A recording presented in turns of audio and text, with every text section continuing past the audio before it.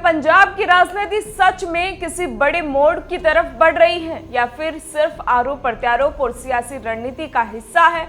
यह सवाल इन दिनों पूरे देश में चर्चा का केंद्र बना हुआ है, खासकर तब जब पंजाब विधानसभा में माहौल अचानक बेहद गर्म हो गया।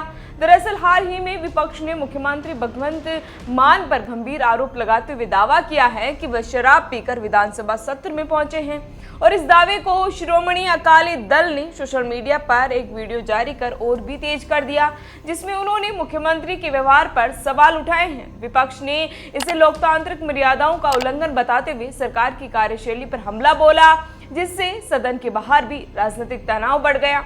इसी बीच स्थिति और भी जटिल तब हो गई जब आम आदमी पार्टी के 7 राज्यसभा सांसदों, जिनमें से अधिकतर पंजाब से जुड़े थे, उन्होंने पार्टी छोड़कर भारतीय जनता पार्टी का दामन थाम लिया था।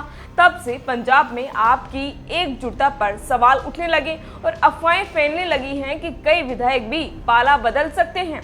इन घटनाओं ने मिलकर सत्ताधारी दल की एकजुटता पर सवाल खड़े कर दिए हैं और राजनीतिक गलियारों में ये चर्चा तेज हो गई है कि क्या पंजाब में आम आदमी पार्टी के विधायक टूट सकते हैं या फिर सरकार पर कोई खतरा मंडरा रहा है। इन्हीं अफवाहों और राजनीतिक दबाव के बीच मुख्यमंत्री भगवंत मान ने एक बड़ा कदम उठाते हुए विधानसभा में विश्वास प्रस्ताव पेश किया, जिसे बाद में सर्वसम्मति से पारित कर दिया गया।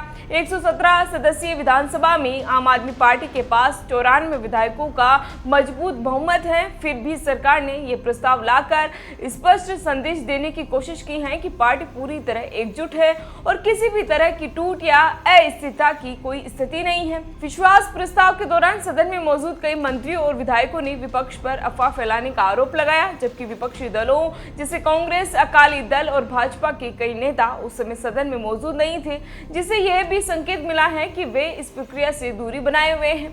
मुख्यमंत्री ने अपने संबोधन में कहा कि पार्टी के खिलाफ जानबूझकर भ्रम फैलाया जा रहा है कि 65 विधायक संपर्क में हैं या असंतोष में हैं, लेकिन इस प्रस्ताव ने यह साफ कर दिया है कि सरकार मजबूत स्थिति में है। दिलचस्प की बात तो ये रही है कि विश्वास प्रस्ताव में 88 विधायक उपस्थित रहे और यह सर्वसम्मति से पारित हो गया है, जिसने सियासी रूप से सरकार को मजबूती देने का काम भी किया है।